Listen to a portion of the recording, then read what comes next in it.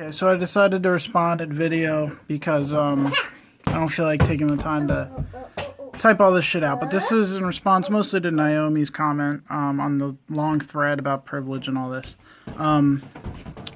First of all, this whole discussion was within the context of liberalism and the leftist movement in America. This is sort of a family affair. You know, I'm not talking about the whole country and all the issues facing people of America and the world. So when I say things like, you know, I think the left could ease up a bit on their talk about privilege, I don't mean to say that privilege doesn't exist or that it's not something within the larger conversation that people need to consider. I'm saying that within our little group here, there's nuance. There's nuance, you know.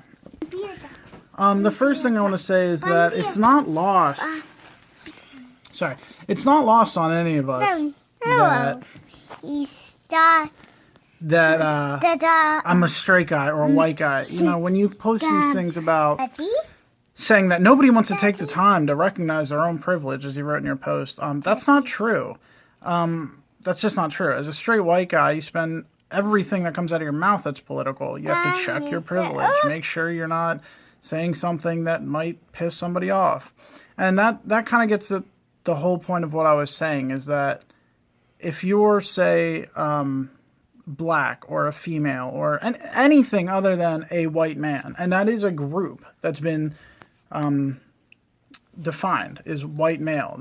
I mean, I don't really have to explain how that's treated as a separate group of people, but it is. You know, you have things like intersectional feminism, which is essentially everything that's not a straight white guy. I mean, by definition. Sorry.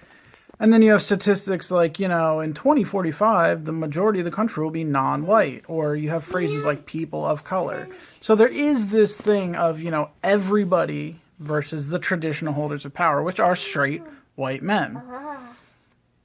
It's not like we don't understand that. It's not like, or let me speak for myself. It's not like I don't understand that when you write things like, you know, oh, isn't it interesting that two straight white guys are talking about demographic issues? Yeah, we get it. I know. I understand that.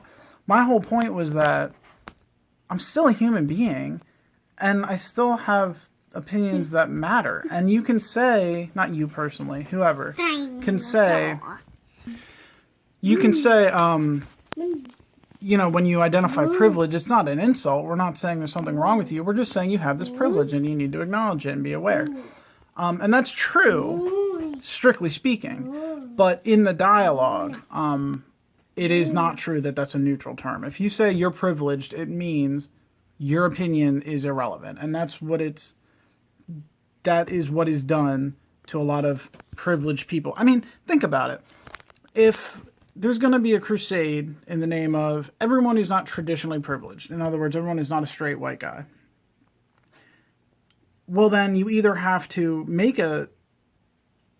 have a conversation about what to do with the traditionally privileged people within your movement. You know, what's our role in that movement, other than okay, you have to have that conversation, or just say fuck them, we don't need them, and they don't. The Democrats don't need straight white men. We're a tiny minority if it's everybody versus us. So it's a bit of a sob story. You guys don't need us, this demographic, in your movement, you know. But I'm not a Republican. You know, that's the thing. Like, we're not bad people. And we're not unaware of the benefits that being straight and being white and being a male have brought traditionally. So there needs to be a place for guys like us. That's all I'm saying. Because if there isn't one made in the leftist movement, we're just going to have to all vote Republican. It's in our interest, just like every other group of people. And that's the final point I want to make, is that, you know, it's easy for somebody who is in a traditionally marginalized group to join the cause of the party that wants to overcome traditional systems of oppression.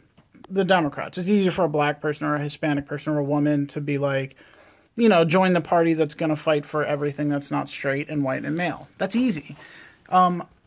straight white guys are in the unique position to have to not do what would be in our interest. If I was selfish, I would just join the Republican Party, become a skinhead, and try and do the best for me and my son.